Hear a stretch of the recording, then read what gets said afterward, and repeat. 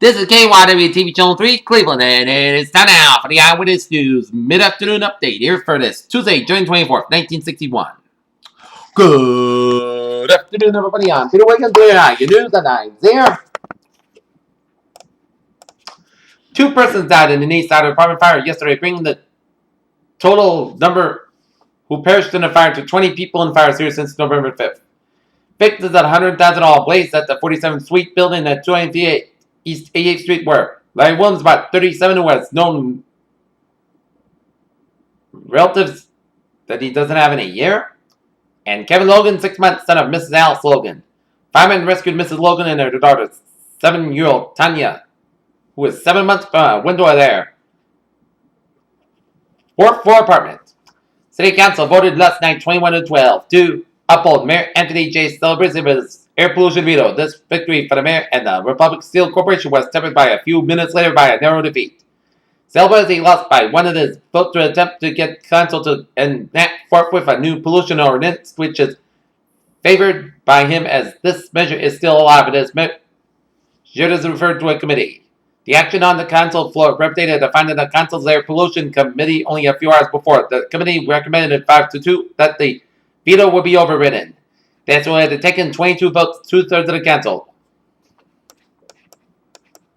Washington Secretary of Labor Alfred J. Goldberg yesterday reported a new increase in unemployment. He has strongly favors some quick special federal aid to be idle. Goldberg forecasts that President Kennedy will have something to say on the subject at Mr. Kennedy's first news conference as chief executive tomorrow. The new Secretary of Labor spoke with newsmen after conferring with Mr. Kennedy at the White House on the unemployment situation. Goldberg and the president discussed the significant role that Goldberg played in the settlement of the deadlocked New York Harbor strike that had tied up rail transportation in the East. What is being considered apparently is something like the temporary expansion of jobless pay by Eisenhower administration during the 1958 recession. In Washington, President John F. Kennedy personally will submit his first State of the Union message to Congress next week, the White House announced late yesterday. And undoubtedly, that will emphasize foreign affairs and national security, marking the tenor of the times. The exact date for his appearance at a joint session of the Senate and House will be set this morning when the president holds his initial White House conference with Democratic congressional leaders. In Ottawa, Ontario, Canada, a band of armed men seized the Portuguese cruise ship Santa Maria in the Caribbean and are threatening to scuttle the vessel with her 600 passengers if there is any outside interference, naval authorities said last night. Despite the threat, U.S. and British warships and planes hunted the Santa Maria last night under the laws of the piracy and rebellion at sea. Canadian naval authorities reported a 20,096-ton vessel was carrying American, Dutch, Venezuelan, and Portuguese passengers. There were no reports that any of the passengers were harmed.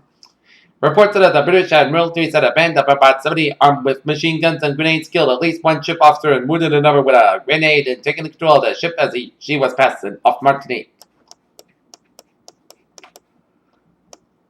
Snowplows and skid chains will be back in fashion tonight, where Riverman predicted they forecast 1 to 5 inches of snow for the city and the eastern suburbs and fire. The temperature that might sink to 5 below zero. A pleasant cold front was expected to dump the temperature from an early morning high of 17 degrees to the sub-zero mark before tomorrow morning. The bleak outlook was announced by Joe Prolek of the U.S. Weather Bureau at Cleveland Hawkins Airport. He said the cold front probably will keep the mercury's low point near zero until the weekend, as cloud conditions last night were given as a reason nighttime temperatures remained in the teens. Yesterday's low was reached at 8:30 a.m. when the mercury dipped 1 below zero. Cold as was, Prolek said they did not approach the record of minus 9 degrees for January 23rd, set in 1936. Toledo reported a record minus 10 and won the distinction of Ohio's coldest place a year ago. Cleveland's high was 26, the low 18. So far this winter, Weather Bureau's record showed the minus 7 degrees on December 23rd had been the coldest.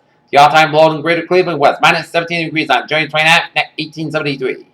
Prolek called the weather this week unusual. Normal for this time of the year is a high of 36 degrees, but a low around 21 degrees. Okay, take a look at our weather situation here on this Tuesday afternoon here in Cleveland. Snow squalls today, early morning high of 17, and much colder later on here.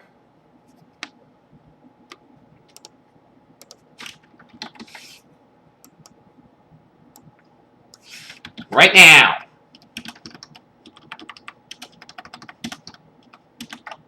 our Cleveland temperature here at 2:20 p.m. standing at 13 degrees with some light snow showers. And that is going to be it for the KYW Eyewitness News mid-afternoon update on this Tuesday, January 24th, 1961 on a Tuesday morning. Be with it. Hope you have a good day. See ya. Bye-bye for now. Here.